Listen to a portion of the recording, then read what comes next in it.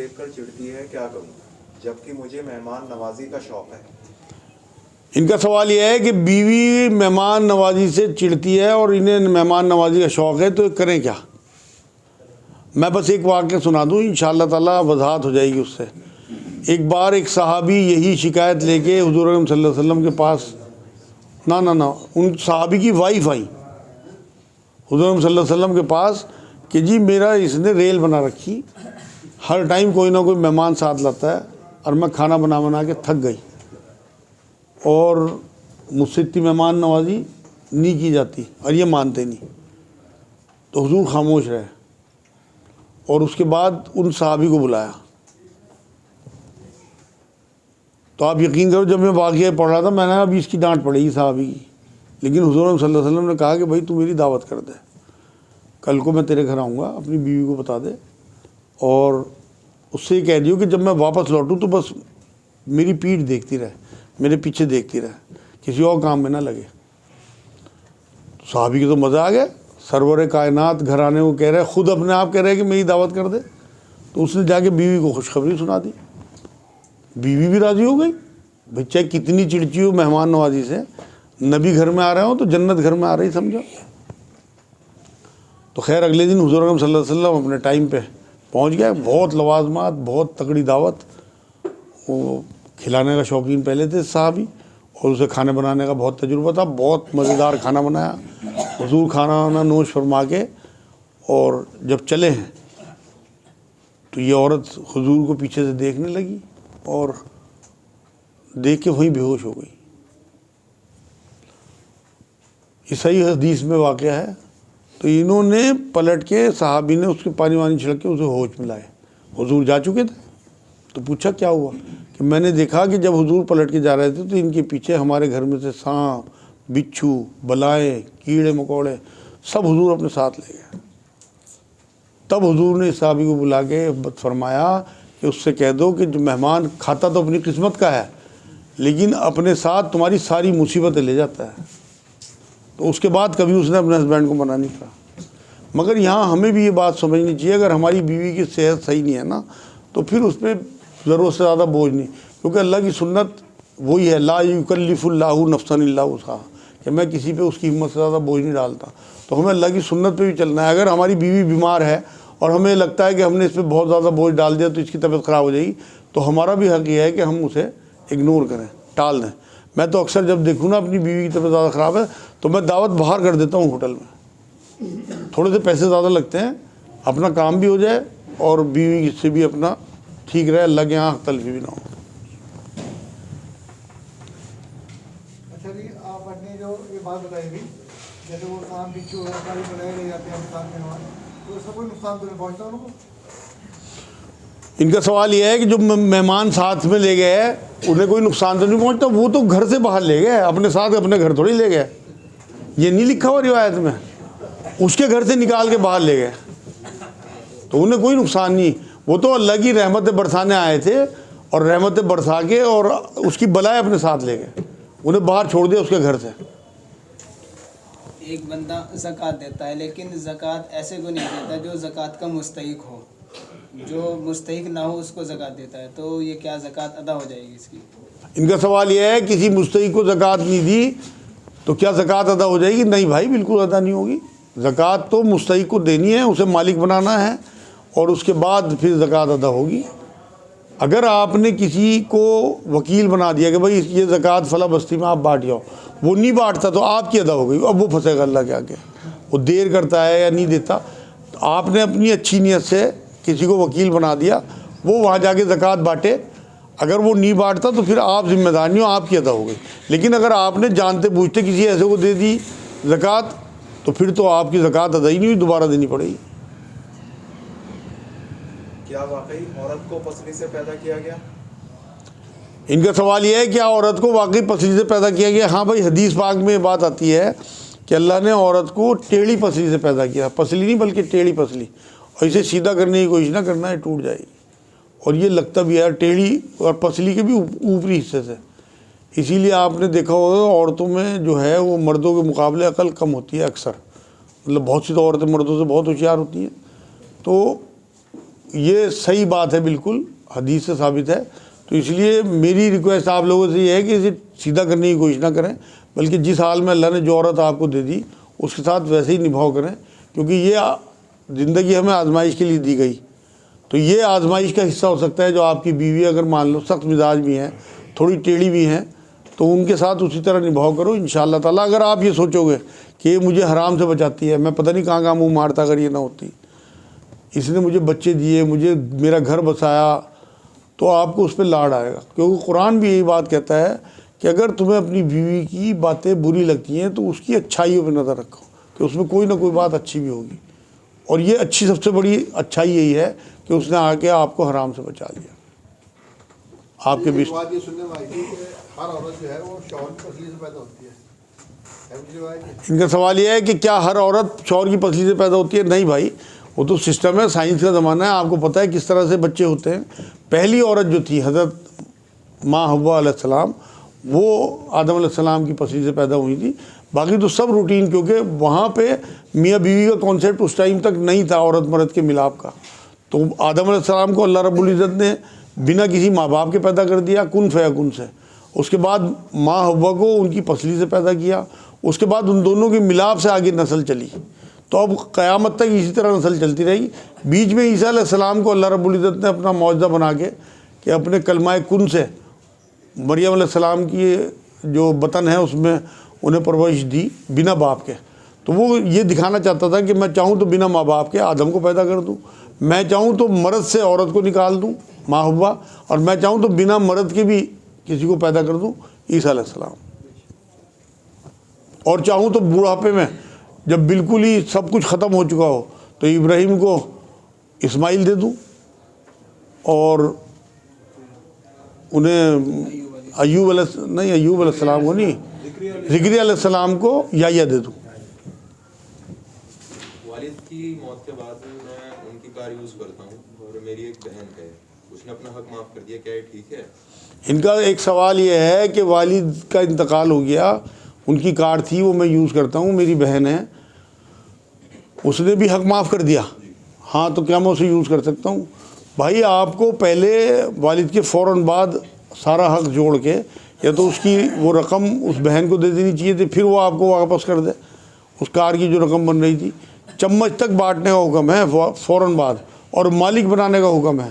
جو بھی وارث ہیں ان سب کو مال دینے کے بعد اگر آپ کی بہنیں آپ کو واپس کر دیں تو بالکل آپ کے لیے جائز ہے. لیکن یہ نہیں کہ وہ گھر بیٹھے معاف کر دیں، ابھی تو انہیں ملا ہی نہیں، وہ شرمائی معاف کر دیں. آپ پہلے انہیں مال دے دو جو ان کا حق نکل رہا، چاہے آپ کو کار بیچنی پڑے. اس طرح سے نہیں یوز کر سکتے.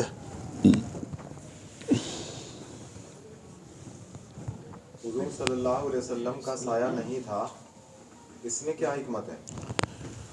ہاں بھائی، یہ ان کا سوال یہ ہے کہ حضور کا سایہ نہیں تھا، اس میں کیا حکمت ہے. یہ بات روایتوں میں ہے کہ حضور اکرم صلی اللہ علیہ وسلم کا سایہ نہیں ہوتا تھا. اس میں سب سے بڑی حکمت یہی ہے کہ حضور ایک صحابہ کے ہجوم کے ساتھ چلتے تھے اور بیچ میں چلتے تھے، اکثر کبھی آگے نہیں ہوتے تھے. تو سایہ اگر ہوتا تو ظاہر سی بات ہے صحابہ اکرام کے پیر پڑتے سائے پہ. تو اللہ رب العزت نے پروٹوکول کے تحت اپنے نبی کی اتنی عزت اور احترام اور اتنا پروٹوکول دیا کہ ان کا سایہ بھی نہیں رکھا کہ کوئی کسی قسم کی کوئی بے حرمتی نہ ہو جائے. اگر کوئی بیٹی پیدا ہوتی ہے تو اللہ تعالیٰ کی رحمت ہوتی ہے. ہندو عیسائی یہودی ان کے یہاں بھی بیٹی پیدا ہوتی ہے، کیا ان کے گھر پہ اللہ تعالیٰ کی رحمت ہوتی ہے؟ ان کا سوال یہ ہے کہ بیٹی پیدا ہو تو اسے کہتے ہیں کہ رحمت ہوئی. تو جو ہندو صاحبان ہیں ان کے ہاں جو بیٹی ہوتی ہے کہ کیا وہ بھی رحمت ہوتی ہے؟ بالکل رحمت ہوتی ہے. آگے چل کے اس کی قسمت میں اللہ رب العزت نے ایمان لکھا ہو. کیونکہ ایک حدیث سے بات ثابت ہے بیٹے کہ تمام جتنے بھی بچے پیدا ہوتے ہیں وہ سلیم فطرت پہ پیدا ہوتے ہیں. اس کے بعد اس کے ماں باپ اسے مسلمان یا عیسائی یا مجوسی بناتے ہیں. حدیث پاک سے بات ثابت ہے. تو جو بھی بچی پیدا ہو رہی وہ واقعی رحمت ہے. آگے اگر وہ اللہ کی شریعت پہ چلے گی تو وہ واقعی آخرت تک کے لیے رحمت بنی رہے گی. اور ورنہ پھر اگر وہ شرک میں یا کفر میں مبتلا ہو گئے، اس کی ڈیتھ ہوگی تو پھر تو وہ اسی حالت میں مرے گی جس حالت میں اس نے آخری سانس لیا. ایک کوشچن تھا کہ جیسے کوئی عام مسلمان ہے، یعنی کہ وہ عالم نہیں ہے اور اتنا علم نہیں رکھتے، اور جیسے کوئی اسٹوڈنٹ ہے یعنی کہ اس کو اپنی گھر کی ذمہ داری بھی اٹھانی ہے اور آگے بھی وہ شادی وغیرہ کریں گے وہ بھی ذمہ داری اٹھانی ہے، تو ایک عام مسلمان پہ وہ کیا چیزیں فرض ہوتی ہیں کہ جو وہ کر کے جنت میں جا سکتا ہو، یعنی کہ اس پہ اتنا ٹائم بھی نہیں ہے کہ وہ عالم بن سکیں اور سارے کام کر سکیں، تو ایک عام مسلمان پہ کیا ذمہ داری بنتی ہے کہ جس سے اللہ تعالیٰ اس سے راضی ہو؟ ان کا سوال یہ ہے کہ بہت اچھا سوال ہے، بہت مبارک ہو، اتنی کم عمر میں اتنا بڑھیا سوال اللہ نے دماغ میں ڈالا۔ ان کا سوال یہ ہے کہ کوئی بڑا عالم نہ ہو، ایک عام سا مسلمان جنت کس طرح پا سکتا ہے آسانی سے؟ دیکھو جی، ایمان کے بعد 5 نمازیں، 30 روزے، اور پیسے ہوں تو حج، پیسے ہوں تو زکوٰۃ، یہ جنت میں جانے کا سب سے شارٹ کٹ ہے۔ اس کے ساتھ ایک چیز اور ہے جو ان چیزوں کا ذوق آپ کے اندر پیدا کرے گی اور آپ کو انشاءاللہ تعالیٰ بہت آسانی سے جنت مل جائے گی، وہ ہے نبی اکرم صلی اللہ علیہ وسلم کی حد درجے کی محبت، حد درجے کی اتباع۔ میں ایک واقعہ سناتا ہوں آپ کو، چھوٹا سا۔ ایک بار ایسا ہوا ہے کہ یہودی کا بچہ تھا، اس کا باپ جب بھی اسے سامان خریدنے بھیجتا وہ مسجد نبوی کے دروازے پہ آ کے حضور کو تکنے لگتا اور کئی گھنٹے کھڑے رہتا، اور باپ وہاں سامان کے انتظار میں بیٹھا رہتا۔ گھر پہنچتا، سامان لینا بھول گیا، باپ کی سختی بھی صحیح، کئی بار ایسا ہو گیا، تو وہ حضور کے وصال میں بیمار رہنے لگا۔ باپ کو پتہ لگ گیا کہ اس طرح وہاں مسجد نبوی کے دروازے پہ کھڑا رہتا ہے، تو ایک دن اس کی بہت زیادہ حالت خراب ہو گئی۔ تو جب وہ کئی دن تک حضور کو دیکھنے نہیں آیا، حضور کی نظر بھی اس پہ پڑتی رہتی تھی، تو نبی اکرم صلی اللہ علیہ وسلم نے صحابہ سے پوچھا، بھائی پتہ کرو وہ بچہ کہاں ہے، مجھے بھی یاد آ رہا ہو۔ دیکھو کتنی بڑی بات ہے، ابھی تو ایمان بھی نہیں، یہودی کا بچہ، تو پتہ کرا تو بے انتہا بیمار تھا، موت کے لگ بھگ قریب تھا بالکل۔ تو نبی اکرم صلی اللہ علیہ وسلم اس کے گھر پہنچ گیا صحابہ اکرام کے ساتھ، اور یہودی وہاں موجود تھا۔ یہودی کو تو عجیب سی لگی یہ بات، لیکن جب اس نے نبی کو دیکھا اور صحابہ کو دیکھا تو وہ کہنے لگے کہ جی واقعی یہ تو آپ کی محبت میں اتنا زیادہ بیمار ہو گیا کہ میں اس پہ سختی کرتا تھا، کیونکہ میرا اور آپ کا مزاج ہی نہیں ملتا، بھائی ہمارا تو دین ہی الگ ہے۔ تو حضور نے اس کے ماتھے پہ ہاتھ رکھا، دل پہ ہاتھ رکھا، تو ایمان اندر اتر گیا، اور حضور نے اس سے اجازت لے کے اس نے کلمہ پڑھوا دیا۔ کلمہ اس نے پڑھا، جہاں محمد رسول اللہ کہا وہیں روح اس کی نکل کے غائب، پرواز کر گئی، ڈیتھ ہو گئی اس کی۔ تو کلمہ اس نے پڑھا تھا باپ کے سامنے، تو باپ نے کہا جی اب تو آپ اسے لے جاؤ، اب تو یہ ہمارا ہے ہی نہیں، اب تو یہ آپ کا ہو گیا، کیونکہ اسلام کی حالت میں مرا۔ تو نبی اکرم صلی اللہ علیہ وسلم اسے صحابہ اکرام کے کندھے پہ اسے لے گئے اور اسے دفنایا، اور دفنانے کے بعد جو پلٹے ہیں تو اس طرح چل رہے تھے پنجوں کے بل۔ صحابہ اکرام نے کہا کہ حضور یہ کیا، آپ پورا پاؤں کیوں نہیں رکھ رہے؟ تو حضور نے کہا کہ اتنے فرشتے اور اتنی حوریں آئی ہیں اس کے جنازے میں کہ پیر رکھنے کی جگہ نہیں مل رہی مجھے، پورا اتنے پر پھیلا رکھے انہوں نے۔ اب آپ دیکھ لو، صرف حضور کی محبت کی وجہ سے اس کو کیا مقام ملا کہ اوپر سے فرشتے وہ آ گئے۔ تو جو احکام ہمیں مل رہے ہیں ان کے علاوہ نبی کی اگر محبت آپ کے دل میں ہے تو سب سے شارٹ کٹ ہے جنت میں جانے کا۔ ایک سوال اور ہے، ہسبینڈ وائف اگر جماعت کر کے گھر میں نماز پڑھتے ہیں تو اس کا طریقہ کار کیا ہوگا؟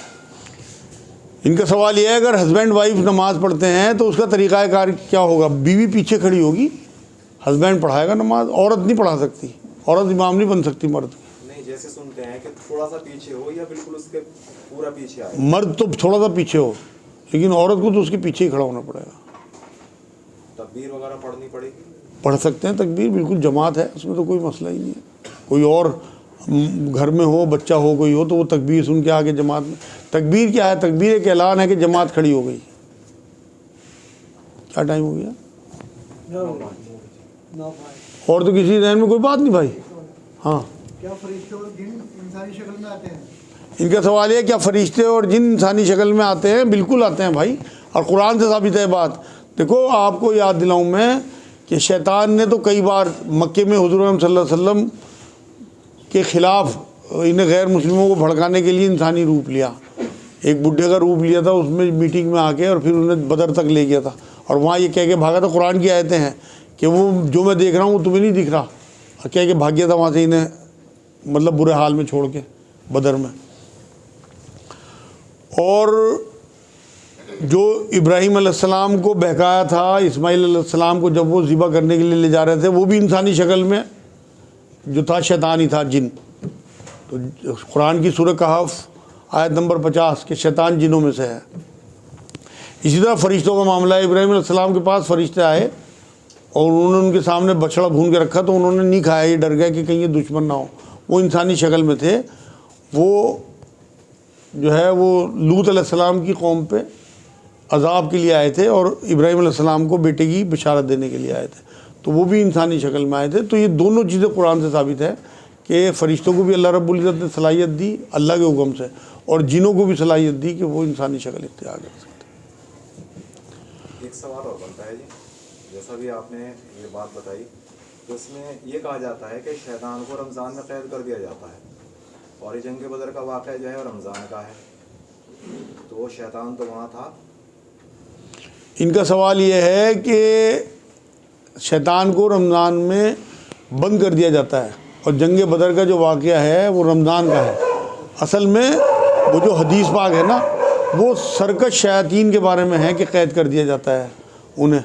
دوسری بات یہ ہے کہ اس مسلمانوں کے لیے قید کیا جاتا ہے, غیر مسلموں کے لیے تھوڑی قید کیا جاتا ہے. انہیں تو غیر مسلموں کو برگلایا نا, اور وہ واقعی وہ تو سب سے زیادہ سرکش تھا. وہ تو خود شیطان جو ہے وہ انسانی شکل میں آیا تھا, وہاں بڈھے کا روپ لے کے, روایتوں میں بات آتی ہے. تو وہ لیکن مسلمانوں کے لیے نہیں آیا تھا, بلکہ وہ تو مسلمانوں کے حق میں بہتر ہوا اس کا آنا. تو وہ جو شیطان قید کیے جاتے ہیں وہ مسلمانوں کو, حالانکہ وہ سرکش شیطان لفظ آیا, سارے شیطان نہیں بند ہوتے, چیلے چپاٹے پھر بھی پھرتے رہتے ہیں, تبھی تو رمضان میں بھی مسلمان گناہ کرتے ہیں. تو وہ چیلے چپاٹے کھلے رہتے ہیں کیونکہ حدیث کے جو الفاظ ہیں نا وہ سرکش شیاطین ہے لفظ. لیکن آپ کے سوال میں وہ سرکش ہی تھا, مگر وہ مسلمانوں کو گمراہ کرنے نہیں آیا تھا. غیر مسلموں کے لیے کھلے رہتے ہیں. وما علینا الا البلاغ.